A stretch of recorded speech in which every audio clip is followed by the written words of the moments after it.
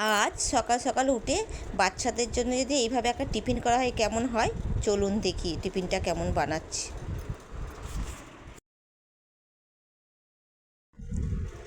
দেখুন এবার আমি কিভাবে বানাচ্ছি রেসিপিটা, আপনারা দেখতে থাকুন।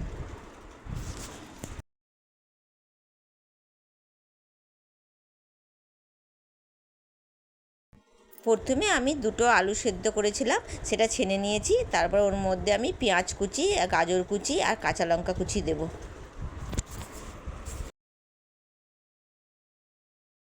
এরপর এর মধ্যে সামান্য একটু কস্তুরি মেথি দিয়েছি। তারপরে 1 চামচ সয়া সস দিলাম আর 1 চামচ টমেটো সস আর সামান্য একটু নুন। এবার সব কিছু দিয়ে মাখিয়ে নিয়েছি। এবার পাউরুটিগুলো পিস করে কাটা হয়ে গেছে। এবার তার মাথাগুলো কেটে নিয়েছি। এবার ওর মধ্যে এই আলুর পুরটা দেবো, দিয়ে পিস করে কেটে নেব।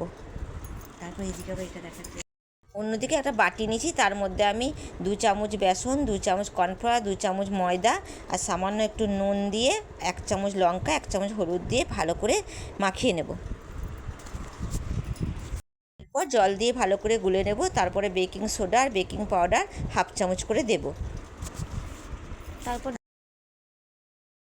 এরপর একটা ডিম গুলে রেখেছে ওর মধ্যে দিয়ে দিয়েছি। এবার পাউরুটিগুলো ওর মধ্যে ডুবিয়ে আর ব্রেড ক্রাম্বে কোট করে তেলের মধ্যে ছাড়বো। এরপর লো ফ্লেমে এপিট ওপিট করে দুপিটটা লাল লাল করে ভেজে নেব। আপনারা হাই ফ্লেমে একদম দেবে না, যাতে ভেতরটা কাঁচা থেকে যাবে।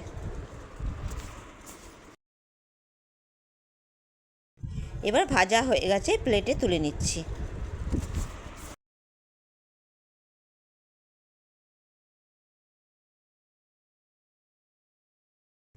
আমার রেসিপি ব্রেড পকোড়া একদম রেডি।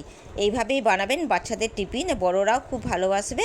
এইভাবে করে দেখবেন একবার, ভালো লাগলে সেভ করে রাখবেন।